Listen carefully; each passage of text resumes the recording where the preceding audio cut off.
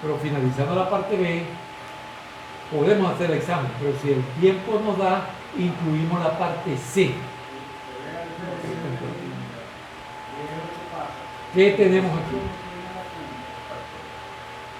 Fuerza sobre superficie sumergida.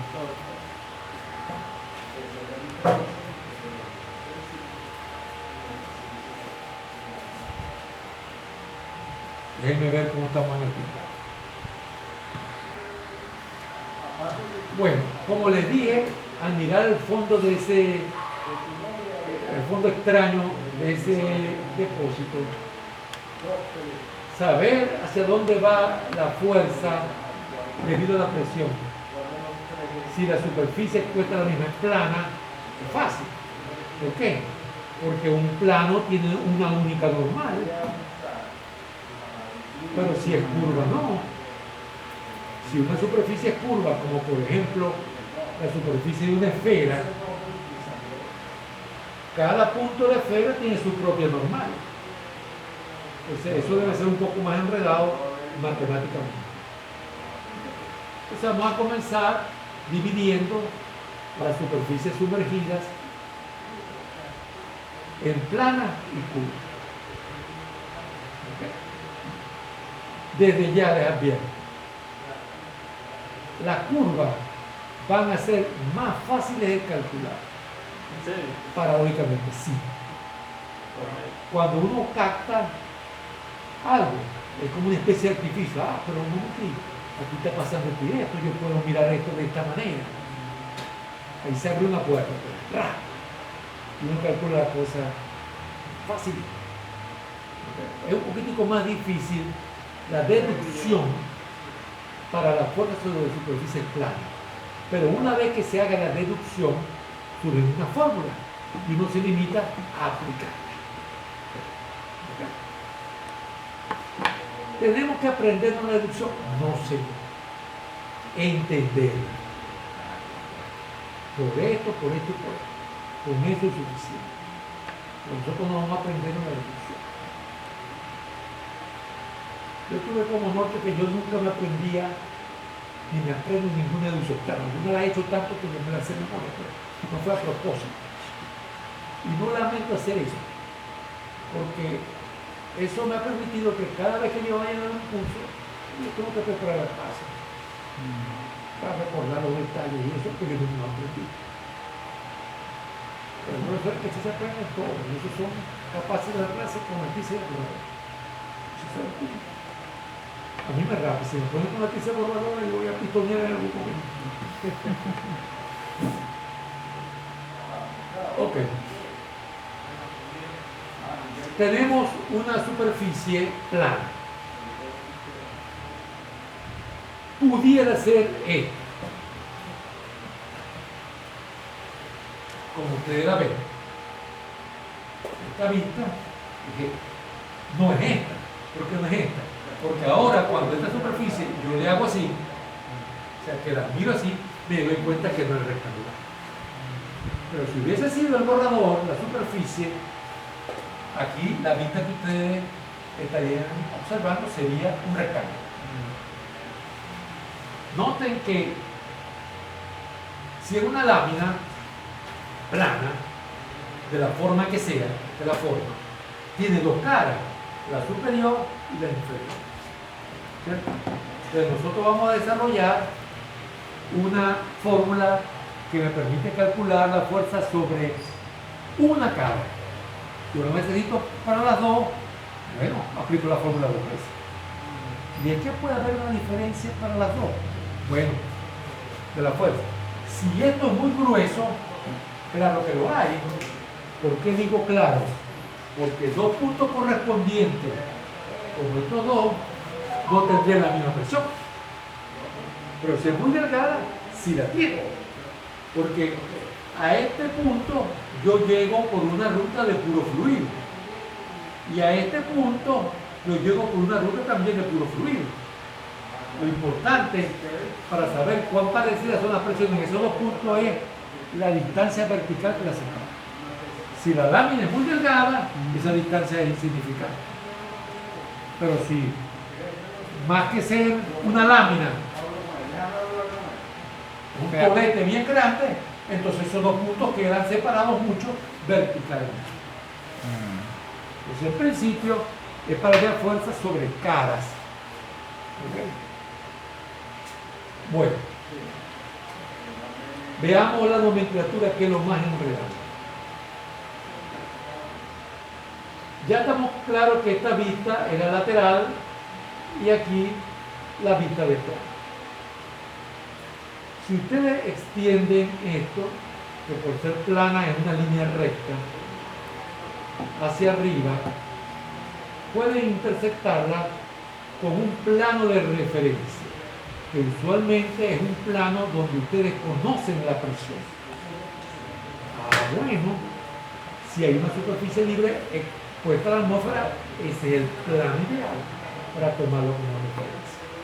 Y esa situación es muy común, que yo tenga el fluido abierto a la atmósfera y que abajo pueda tener muchas cosas.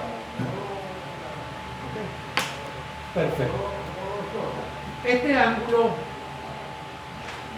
lo podemos hallar entre este plano y esta línea.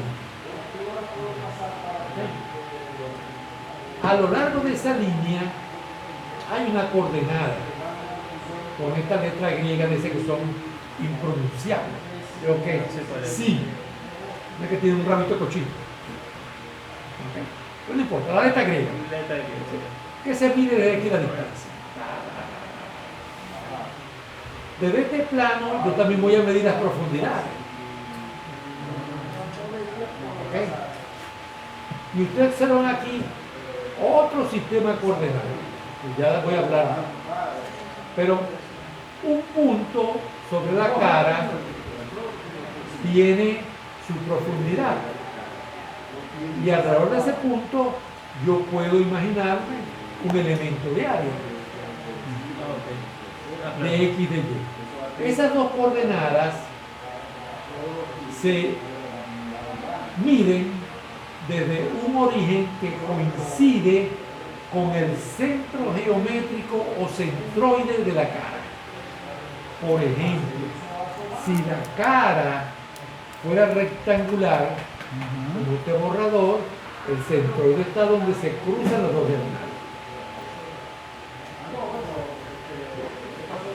Ese pudiera ser una especie de centro de gravedad si el material de la cara es homogéneo. Pero si el material de la cara no es homogéneo, no coincide con el centro de gravedad, porque el centro de gravedad es donde se supone concentrado el peso. Entonces, por eso, esto no es el centro de gravedad, el centro geométrico o centro.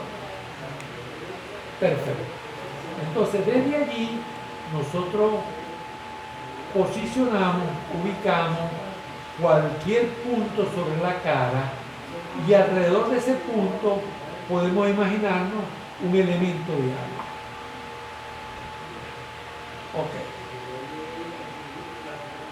De la fuerza, debido a la presión que actúa sobre todos los puntos, ya nosotros sabemos dos cosas. Primero, que es normal a la superficie. Como la superficie es plana, es una única dirección normal. Y segundo, el sentido. La fuerza debido a la presión, repito, es normal a la superficie y apunta hacia la superficie. Ya sabemos dos cosas. ¿Qué nos falta? Primero, la magnitud. Y segundo, ¿dónde la puedo suponer concentrada o aplicada? ¿Y para qué quiero yo eso? Porque puede ser que se me ocurra tomar momento de esa fuerza para calcular un torque. Y para poderlo hacer necesito saber dónde la puedo considerar concentrada. Pero eso no es una fuerza concentrada, es una fuerza distribuida, porque es debido a la presión. Y la presión es esfuerzo por unidad de área. Eso significa que actúa sobre todo punto. Ya les dije, si yo veo la punta de mi dedo como un punto, esta es una fuerza localizada en ese punto. Pero la fuerza que la planta de mi mano está actuando, ejerciendo sobre el tope de la mesa, en este momento es distribuido. Cada punto de mi planta está ejerciendo un esfuerzo normal sobre la lámina. Por ende, yo tengo que integrar ese esfuerzo normal con respecto al área para hallar la magnitud de la fuerza. Y además, hacer algunos artificios para poder saber en qué parte de mi planta yo puedo suponer concentrada la fuerza. ¿Ok? Esas son las dos cosas que nos faltan. Comencemos por lo primero. La fuerza. Bueno, la fuerza, la magnitud se calcula como la presión con respecto al área, porque la presión es fuerza por unidad de área. Pero la presión la puedo calcular como la presión en el plano de referencia más el efecto de la columna. Aquí está, ¿ves? Correcto. Ahora, esa presión en el plano de referencia es constante, que la escojo yo. Pero puede salir fuera de integral. Si sale fuera de integral, queda la integral del área. Entonces queda aquí multiplicada por el área. Y de G rho H es constante y rho es constante, porque estamos mirando el caso de fluido de densidad uniforme. Entonces quedó la integral de H con respecto al área. ¿Qué es H? La distancia de aquí a aquí. Bueno, ¿qué me va a dar eso? Por definición de centro geométrico, me va a dar la profundidad del centro geométrico multiplicada por el área, porque integré con respecto al área. Es decir, el centro geométrico es aquel punto donde yo pudiese suponer concentrada, si se puede decir así, el área. ¿Cuál es la definición de centro geométrico? Esta integral dividida por el área. Esa es la definición de la profundidad del centro geométrico. ¿Ok? Entonces tengo esto. ¿Pero qué me da esto?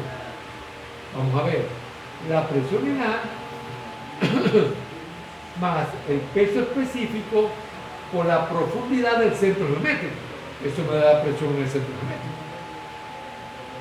Conclusión, la magnitud es la presión en el centro geométrico por el área.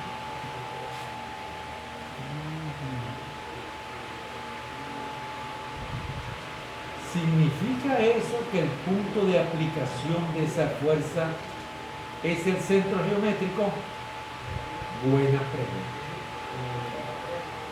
Eso es lo que me está diciendo lo siguiente. Esa distribución de presiones que hay sobre esa cara, que va a tener una forma que va a depender de la forma que tenga la superficie. Usted la puede caracterizar por un valor medio. Si ese valor medio usted lo multiplica por el área, le da la fuerza. Eso quiere decir entonces, si esa es la definición del valor medio, que la presión en el centro geométrico es la presión media sobre toda el área. Pero no significa que aquí es donde yo la puedo suponer concentrada.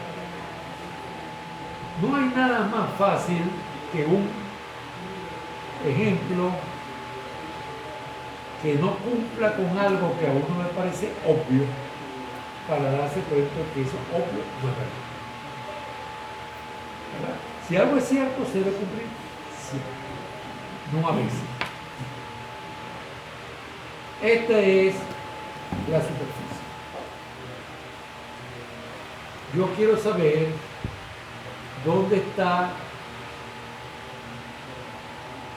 concentrada la fuerza para propósito de momento. Será donde está el centro geométrico, porque el centro geométrico está donde se intersectan las diagonales, es decir, aquí en la mitad, ¿no? Ahí donde está el centro geométrico. Bueno, eso es muy fácil de ver si ahí está concentrada la fuerza. ¿Dónde será mayor la presión? ¿En esta mitad superior o en esta mitad inferior? Está inclinado, sí. La mitad inferior. ¿Dónde será mayor la presión? ¿En esta mitad o en esta mitad? La de abajo. ¿Por qué lo sé yo? Porque la presión aumenta con la profundidad. Entonces, ¿dónde hay más fuerza debido a la presión? ¿En la mitad superior o en la mitad inferior? Inferior. ¿Puede estar la fuerza concentrada en la mitad? Claro que no. Tiene que estar parcializada a donde la causa, que es la presión, es más grande. Conclusión: el centro de presiones, que es donde yo puedo suponer concentrada la fuerza debido a la presión, tiene que estar por debajo del centro geométrico. Aquí está por debajo, ¿ves? Aquí está el centro geométrico en esta línea y aquí está el centro de presión. Pero allí, esta fuerza que yo calculé con esta formulita tan sencilla, yo la puedo suponer concentrada. Cuando me toque hallar el momento, yo que tengo que saber la ubicación del centro de presión. Perfecto. Y salsa. Entonces, solamente está quedando una cosa por responder. ¿Dónde está el fulano centro de presión? Aquí hay tres respuestas. La fuerza con esta magnitud actúa normal en la superficie y apunta hacia arriba. Falta uno. ¿Cómo hay esta magnitud? Ubique el centro geométrico. Eso va a depender de la forma que tiene. Vea a qué profundidad está y calcule la presión. Listo. Okay. Si la superficie fuera un disco, yo sé dónde está centrado. Si fuera un triángulo, yo también sé dónde está. Si es un rectángulo, un cuadrado, yo sé dónde está. Si es otra figura extraña, es mejor que lo busque. Muchos libros de mecánica fluido, en el mismo capítulo donde está hidrotática, o en un apéndice, tienen una pequeña cantidad de figuras comunes y me dice dónde está ubicado el centro. Entonces, eso no tengo por qué saberlo de memoria. Eso es todo. Vayamos con el otro problema.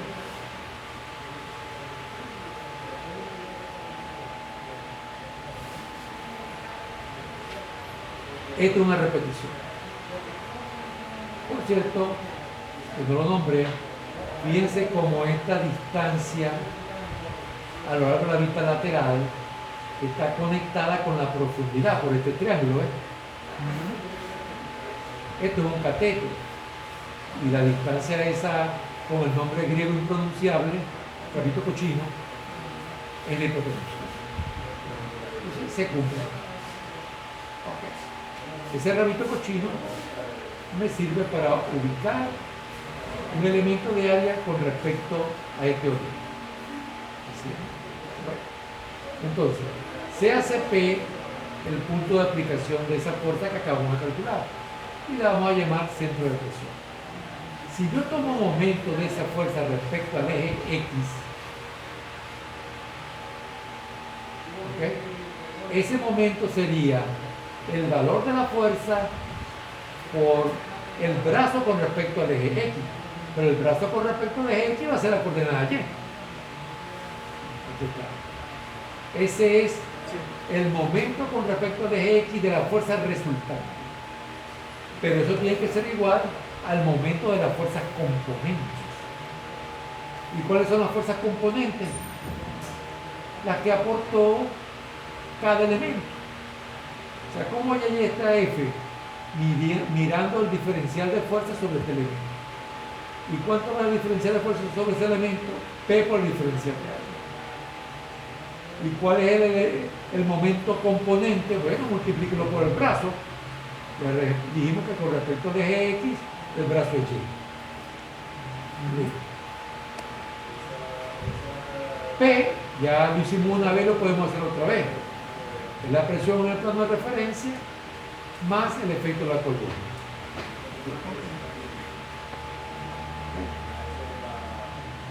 Esta integral la dividimos en dos partes. Primero saco PA fuera de la integral y me queda la integral de Y con respecto al área. O sea, es como si yo tomara momento del área con respecto al centro geométrico. Pero eso lo dijimos en la lámina anterior. En el centro geométrico donde puedo yo suponer concentrar el área. Entonces, ¿cuál va a ser el momento con respecto a ese punto? Cero, por definición del centro geométrico. Esa integral se elimina. O sea, la integral de Y con respecto a A, donde Y se mide del centro geométrico, es por definición del centro geométrico cero. Y esta H yo la puedo relacionar con Y. ¿Ok? Así ven que esa H queda como, no veo aquí lo que tengo aquí. Y se parece así también. Éxito. Esa la rabito cochino, ¿verdad? Sí, correcto. Esta Y es esto. ¿Ok? Y esta H ya la acabo de relacionar con el rabito cochino por el triángulo, este rectángulo. Y resulta que allí θ es un valor constante. Entonces sale fuera de la integral. Bueno, entonces me está quedando G rho seno de θ por la integral de Y por el rabito cochino con respecto al área. Pero este rabito cochino, hasta aquí, yo lo puedo poner como el rabito cochino del centro geométrico menos Y. Bueno, ¿y para qué hice eso? ¿Okay? Porque esto es un valor. Y me vuelve a quedar integral de Y con respecto a área. Ese es cero. ¿Cuál es el único que sobrevive? El integral de Y cuadrado con respecto al área. Y eso lo conocemos. Ese es el momento de inercia segundo orden. De A respecto a él. Es una deducción un poco larga, pero no es complicada. Si yo vuelvo a recordar lo que significa momento de inercia y las diferentes integrales. Lo importante es que queda el momento de inercia de la figura respecto al eje X que pasa por el centro de eso, aparece en la tabla. Por ejemplo, para un rectángulo es BH cubo sobre 16, algo como eso. ¿No te inercia? 16 ¿El inercia o el centroidal? Sí, pero es un poquito diferente. No hay que más. El centroidal creo que es... Centroidal. 16. Es 16, ¿verdad? BH cubo, entonces B la base y H la altura. ¿Okay? Entonces, lo que quiero decir es que esas son cantidades conocidas. Ah, no, profe, sobre 12. 12, ok. Entonces, yo de aquí de P y SP, que es lo que estoy buscando. YSP me dice cómo está ubicado el centro de presiones con respecto a este punto. Pásalo solo y ponlo Rossi acá. va a clase. Sí. Y esta integral de Y cuadrado con respecto a área quedó aquí. G y Rho ya estaban allí. Y el seno de θ estaba allí. ¿Se dan cuenta? Entonces, ya yo hallé F. Yo conozco G. conozco ρ. Puedo buscar, si no lo conozco, el momento de inercia de A con respecto al eje X. Y teta, yo lo conozco también, porque yo debo saber cómo está inclinada la superficie. Conclusión. Es muy fácil de calcular si yo conozco el tema. Pero lo interesante es que esto es negativo.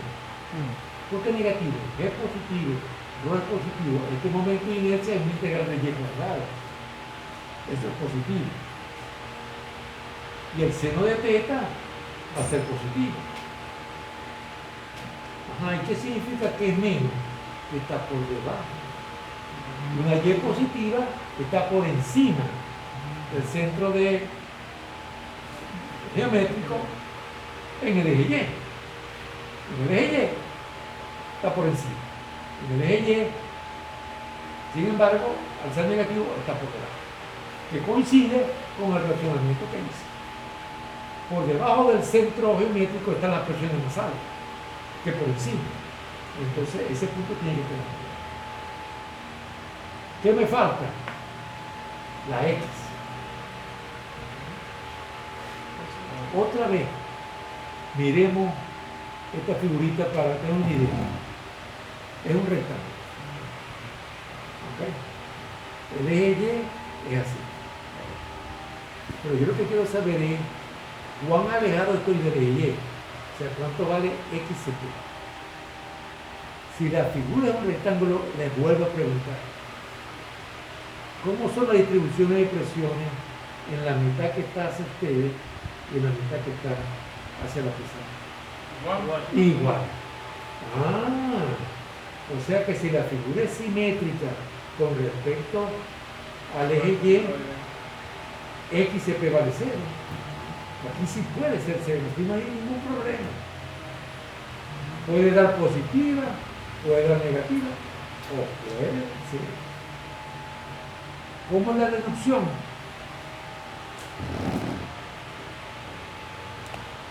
Aquí la tenemos. Igualita, nada más puse el resultado, pero ahora nos da el momento de inercia, sino que era producto de inercia. Por eso es que este producto de inercia puede ser positivo o negativo. Y entonces este signo menos puede alterarse o permanecer, o simplemente este producto de inercia vale 0. El momento de inercia no puede ser 0, pero el producto de inercia sí puede ser 0. Y ese es 0 cuando una figura simétrica. Entonces, esta XP puede tener cualquier signo. En conclusión, ya tenemos dos fórmulas para ubicar de manera adecuada el centro de presión. Entonces tengo tres fórmulas. Una para calcular la magnitud de la fuerza y dos para calcular la ubicación del punto de aplicación de esa fuerza, llamado centro de presión. Muchas veces la figura es simétrica, en cuyo caso ya yo no tengo que calcular nada, ya yo sé que la X vale 0, lo que me queda es calcular la Y. Esas fórmulas se pueden simplificar, porque esas fórmulas puedo yo necesitarlas para hallar la fuerza neta debida a un líquido que baña una cara y la atmósfera que bañe otra. ¿Y cómo es eso? En la pared vertical, donde dibujamos el diagrama de presiones, la cara derecha de la pared estaba bañada por agua, ¿cierto? Pero la cara izquierda estaba bañada por la atmósfera. ¿Puedo yo aplicarle a la atmósfera lo mismo que acabo de decir? Sí puedo, pero ¿va a cambiar la presión atmosférica desde el borde de la pared hasta el final? No va a cambiar. Si la presión es uniforme, ¿cómo calculo la fuerza hidrostática debido a una presión uniforme? Presión por área. O sea, ¿cómo calculo yo la presión debido a la presión atmosférica La fuerza debido a la presión atmosférica sobre esa pared. Presión atmosférica por el área de la pared. Claro. ¿Dónde está el centro de presiones? En el mero centro. Aquí sí está en el centro de geometría, porque es uniforme. ¿Ven? Entonces, yo puedo utilizar esa fórmula para calcular la fuerza neta. De un lado, un líquido, y del otro lado, la atmósfera. Simplemente trabajando con presiones manométricas.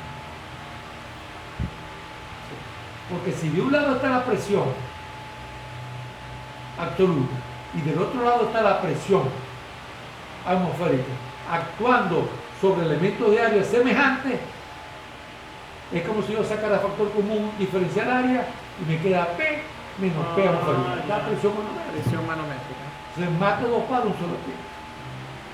Entonces, muchas veces en los libros piden calcula la fuerza hidrostática sobre el área. Y el área está como les estoy diciendo. De un lado, líquido. Del otro lado, atmósfera. Quiso decir el autor, la presión hidrostática neta. Presión hidrostática. Casi siempre piden la fuerza neta. ¿Okay? Entonces, las formulitas se simplifican. Aquí no se ve la simplificación, porque va a ser la presión manométrica. Pero aquí sí se puede ver la simplificación, porque yo puedo acá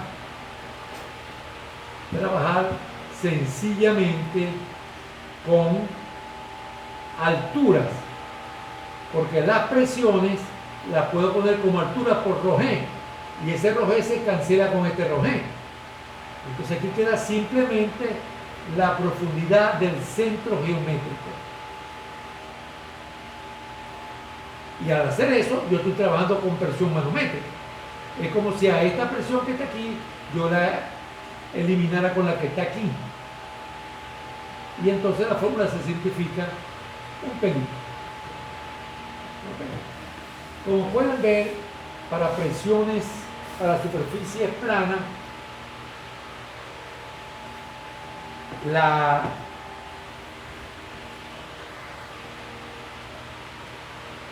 el cálculo implica conocer esta fórmula. Pues esta fórmula la vamos a entregar en un formulario que va a acompañar los exámenes. Ya en el examen modelo que les hice llegar antes de comenzar el curso del primer parcial, ustedes ven cómo luce el formulario. El asunto es que esa fórmula yo no la voy a entender a menos que yo tenga en mente esto que tengo. Pero miren lo que aparece en la fórmula, ¿no? Las profundidades, momento o producto de inercia que tiene que ver con la figura, el ángulo y más nada. Esas son las cosas que yo debo saber. Y saber dónde están el centro, el origen de coordenadas que se utiliza en la fórmula. Entonces, una pregunta. ¿Sí? El momento de inercia era con respecto al centroide. Sí. Tanto el momento de inercia como el producto de inercia son respecto al centroide.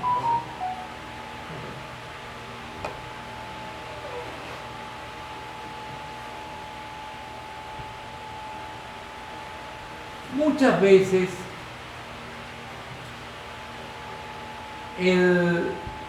la superficie plana es un rectángulo, un cuadrado. Cuando ese es el caso, se simplifica considerablemente el cálculo. ¿Por qué? Bueno, eso lo podemos ver mirando una superficie plana que no es ni rectángulo ni cuadrado. Pero luego vamos a pasar de aquí para acá. Miren, aquí está una superficie plana como la de las láminas anteriores. Y aquí hay un elemento de área.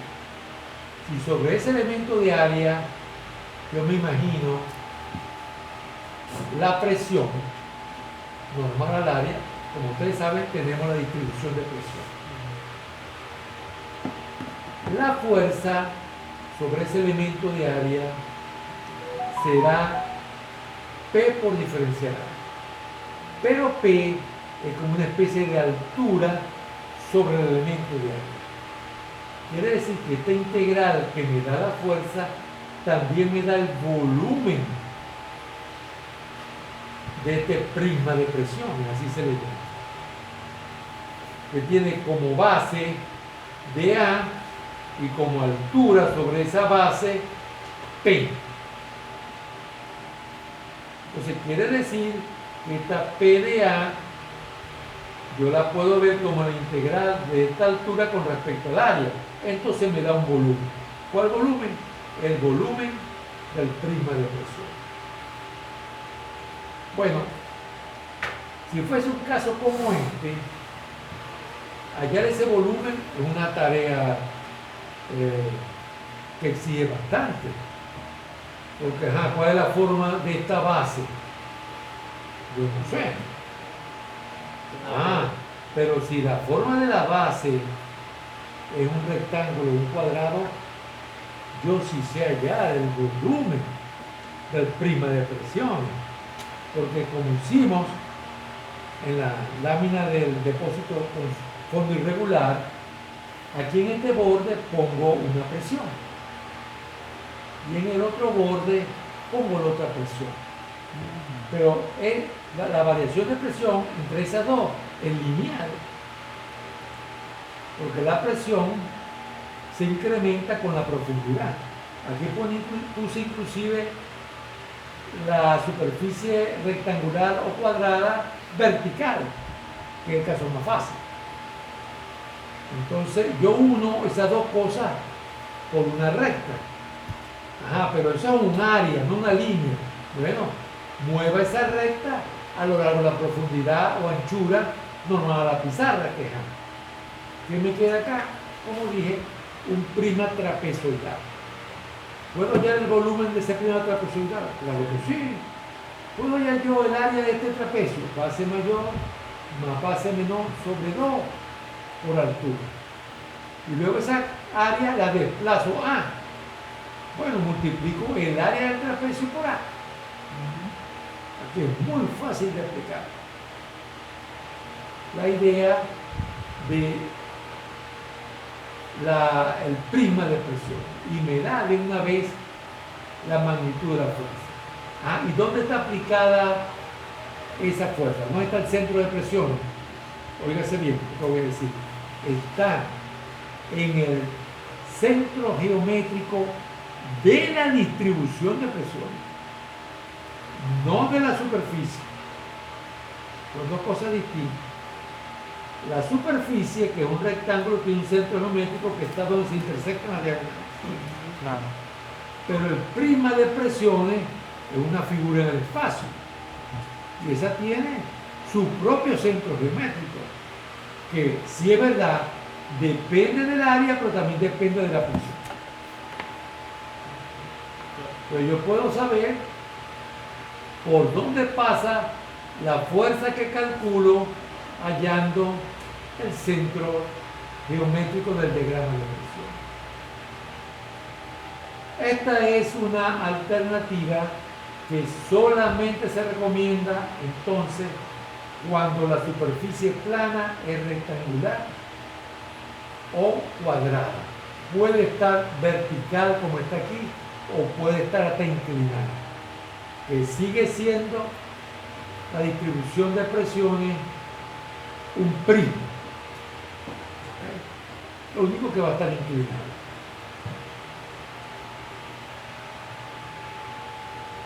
Quiero mostrar cómo calcular por esta manera del diagrama de presiones la fuerza sobre una superficie vertical. Tenemos el tiempo de para eso. Sí.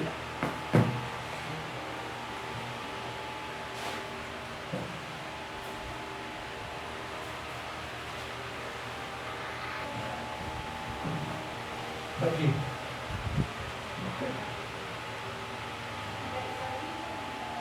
Y vamos a pensar que es una compuesta. A ver. O sea que puede girar ahí. Aquí está la atmósfera. Y te quita el mismo.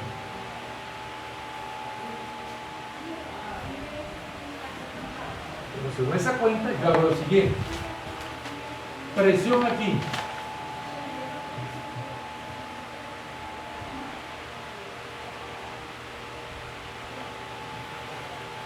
¿Cierto? Presión aquí abajo.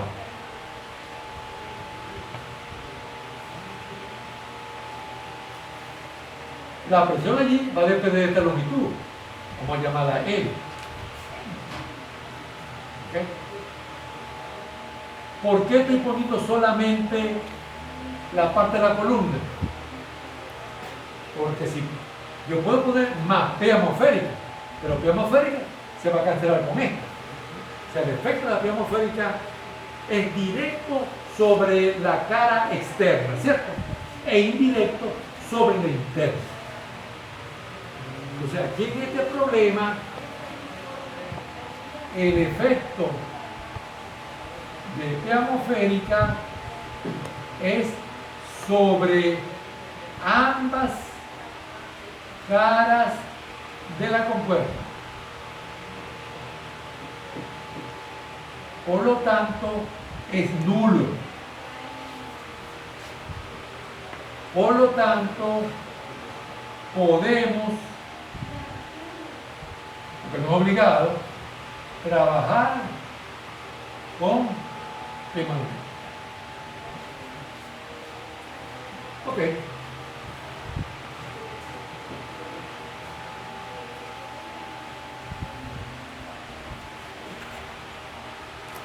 Entonces, ¿cuánto vale la presión? La fuerza, perdón. Como dije, ρ HA más HB sobre 2.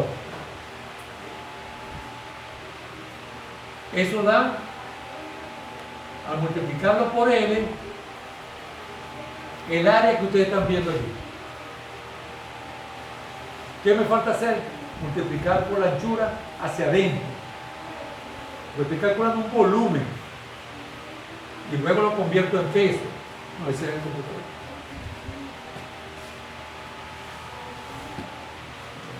Yo echaría la pago de noche.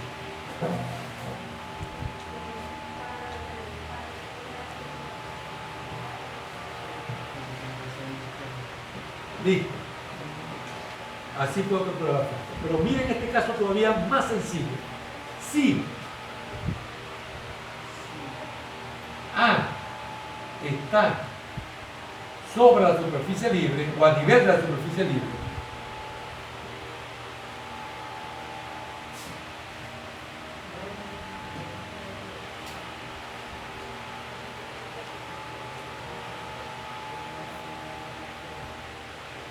es más fácil todavía.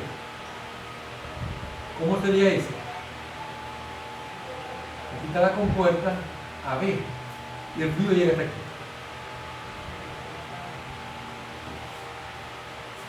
Aquí es. Entonces fíjense, la presión aquí es atmosférica. Si trabajo con presión manométrica es 0, entonces aquí lo que queda es un triángulo. Entonces la fuerza es el área de ese triángulo, la base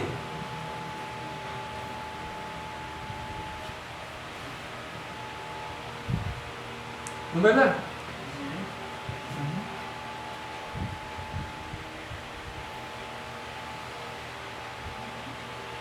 Por la altura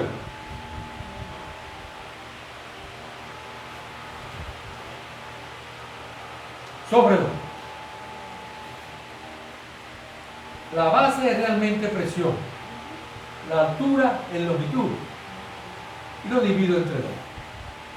Aquí, así como puse aquí, la semisuma